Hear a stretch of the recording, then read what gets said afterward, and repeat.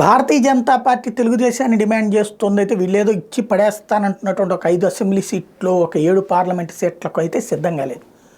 3 కాన్సెప్టులు చాలా క్లియర్గా ఉంది. క్రిందటిసారి వచ్చినటువంటి అసెంబ్లీ సీట్ల కంటే ఎక్కువ కావాలి. క్రిందటిసారి 13 అసెంబ్లీ సీట్లు 2014, అంటే కనీసం 14-15 కావాలి.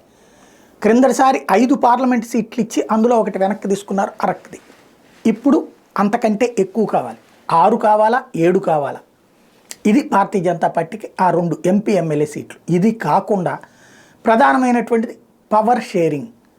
ఒక్క చంద్రబాబు నాయుడే పవర్లో ఉండటానికి ఇష్టపడట్లేదు. ఖచ్చితంగా పవర్ షేరింగ్. అది ఒక్క పవన్ కళ్యాణ్ కోసమే కాదు, భారతీయ జనతా పార్టీకి కూడా పవర్ షేరింగ్. ఇది ప్రస్తుతం బీజేపీ ప్రధానమైనటువంటి అంశం. ఇక్కడ తెలుగుదేశం జనసేన కలిసి ప్రయాణిస్తున్నాయి.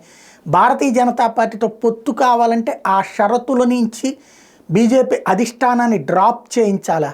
అది చంద్రబాబు చేయించగలరా? పవన్ కళ్యాణ్ చేయించగలరా? లేకపోతే భారతీయ జనతా పార్టీలోని తెలుగుదేశం అభిమాన నాయకులు చేయించగలరా? అదే తేలాల్సి ఉంది.